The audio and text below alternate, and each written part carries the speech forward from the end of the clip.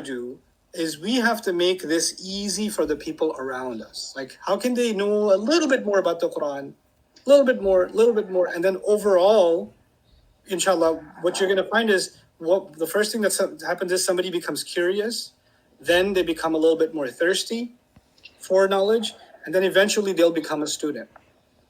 Right? But there's a journey from becoming curious to becoming a student. It doesn't happen overnight. Right? So you and I have to now become part of that movement of restoring the soil to not be a desert anymore, right? And the reason I was thinking about that also is, I was talking about small steps and you lose sight of the big journey. Yeah. Life is full of small steps that make you forget that you're part of a bigger journey.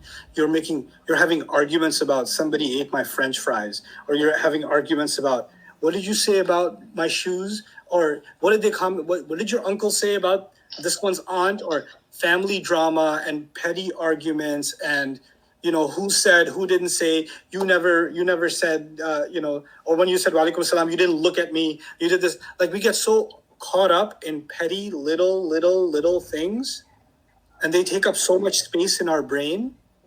And even if they're not taking space in your brain, there are people around you sometimes that want to keep you busy in the little things, and they want to suck you into that universe. And when you're stuck in that universe, you can't think big anymore either, right? So we don't ignore the people around us, but we learn to take the things that are less valuable. You take them in one year and you let it out the other. And you focus. You focus on things that are more important.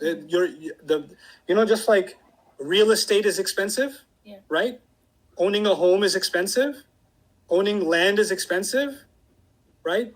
The same way, the space in your brain is expensive. Think of it as expensive. Don't just let somebody take it over. Don't just let somebody else thoughts about useless things take over.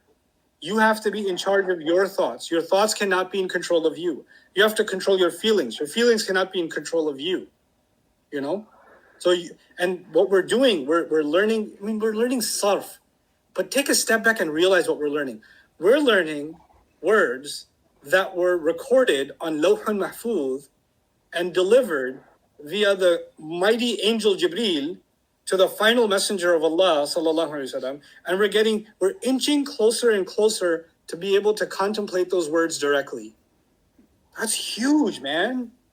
That's like this link from Lawh al-Mahfuz to Rasul sallallahu alaihi wasallam to us. This link, it transformed people's dunya and their akhirah, right?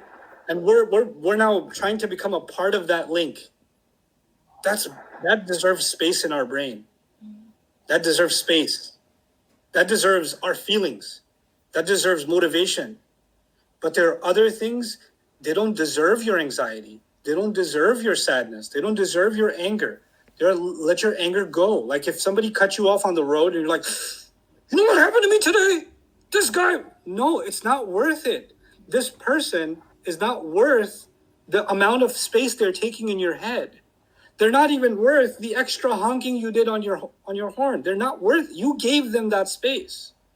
More important than the space they took in front of your lane was the space they took in your mind, right? And you gave them something far more valuable. It's the same way. Just you realize, don't give situations and people, even loved ones. Sometimes they say beneficial, good things. Other times they want to rope you into unnecessary things. Don't be hurtful and harmful towards them, but also don't get sucked into purposelessness.